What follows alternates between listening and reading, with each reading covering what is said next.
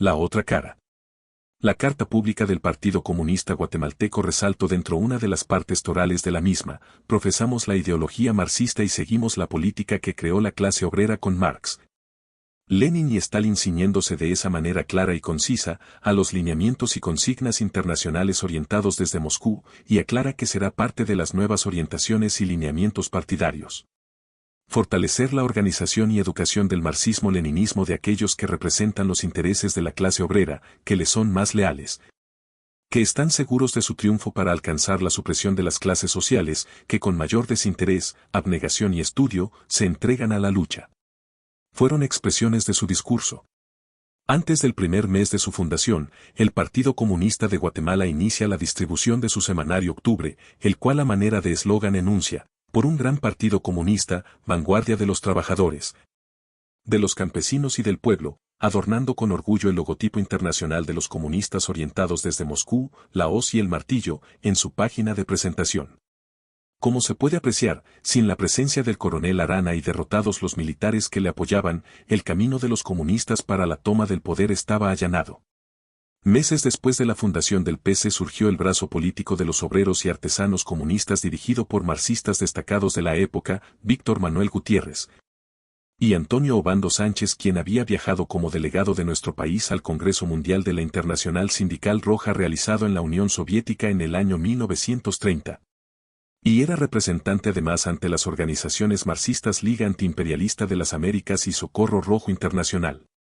Estos dos cabecillas marxistas en aras del fortalecimiento comunista en nuestro país concretan la fundación del Segundo Partido Comunista en junio de 1950.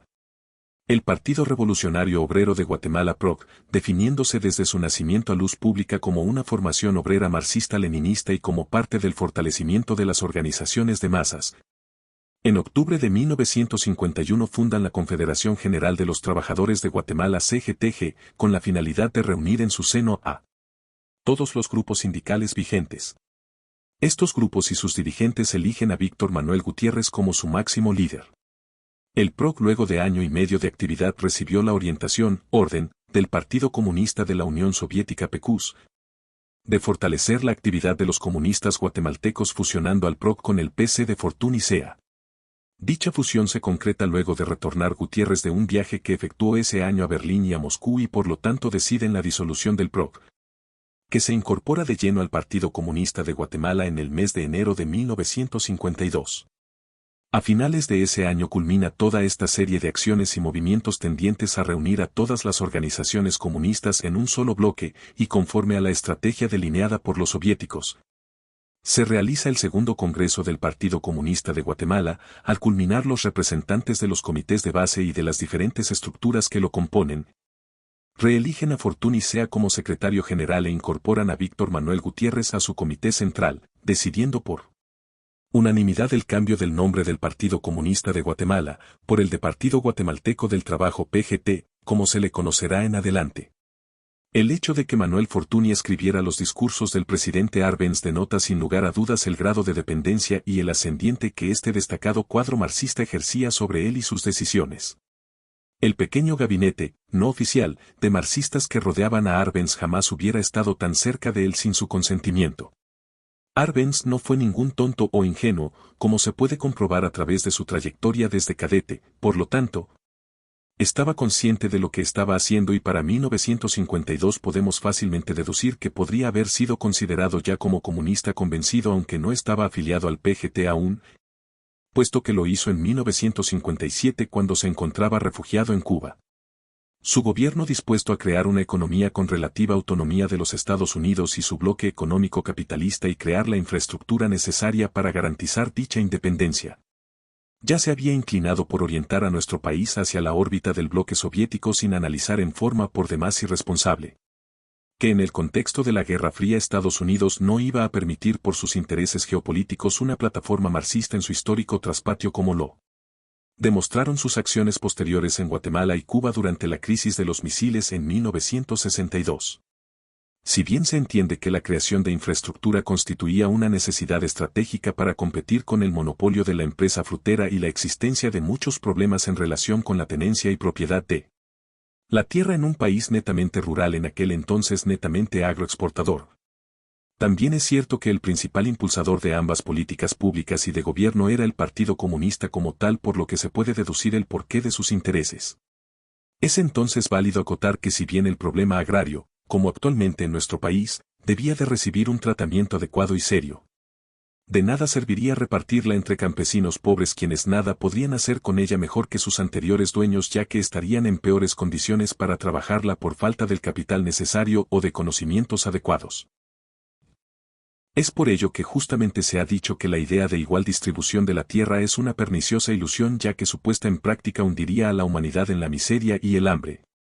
pudiendo destruir a la civilización misma. Para Arbenz, como él lo expresara públicamente en muchas oportunidades, la reforma agraria constituía el punto crucial de su gobierno. Era de sí para los comunistas la acción política que resultaba esencial para garantizar el planificado cambio estructural en Guatemala. Según Carlos Manuel Pellecer, Arbenz confió al núcleo de comunistas que participaba con él en la toma de decisiones de gobierno la elaboración del proyecto de ley para la reforma agraria. Este grupo quedó integrado por Víctor Manuel Gutiérrez, secretario general de la Central General de los Trabajadores de Guatemala CGTG, Leonardo Castillo Flores, secretario general de la Coordinadora Nacional Campesina de Guatemala CNCG, José Manuel Fortuny Sea, secretario general del Partido Comunista, Alfredo Guerra Borges, Mario Silva Jonama y el diputado Carlos Manuel Pellecer. Las reuniones de este grupo, en el cual participó en algunas ocasiones Arbenz, pues era muy aficionado al alcohol y se excusaba en muchas oportunidades, se realizaban casi en secreto en la casa presidencial, pues por instrucción de Arbenz el tema no podía trascender, pues los partidos políticos y la Asociación de Agricultores AGA se podrían poner de acuerdo para impugnarla y desatar en la capital, en donde era fuerte la oposición, acciones de protesta que desestabilizaran al régimen. Como se puede apreciar, en aquellos aciagos días de conspiración y conjura, los comunistas trabajaron intensamente en apoyo a la pieza clave de su proyecto ideológico, convertido por sus manipuleos en el proyecto mimado del presidente.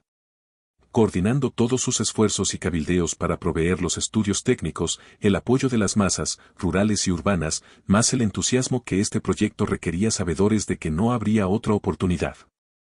A pesar de lo cual, en la actualidad, con encubiertas iniciativas de ley como la casi olvidada 4084, los titiriteros neomarxistas de los semilleros y sus aliados persisten en sus intenciones orientadas por intereses electorales e ideológicos.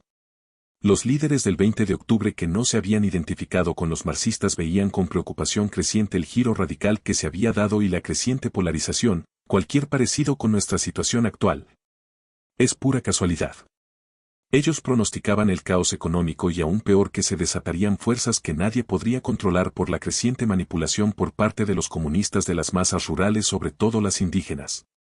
Pero sobre todo existía conciencia de todos los sectores de que la reforma agraria sería utilizada políticamente por los comunistas para quemar etapas y radicalizar e ideologizar las necesidades de los campesinos,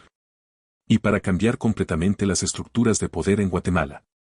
La Asociación General de Agricultores AGA denunció la intención oculta de la ley, afirmando que Guatemala estaba entrando en los más dramáticos y decisivos días de su historia.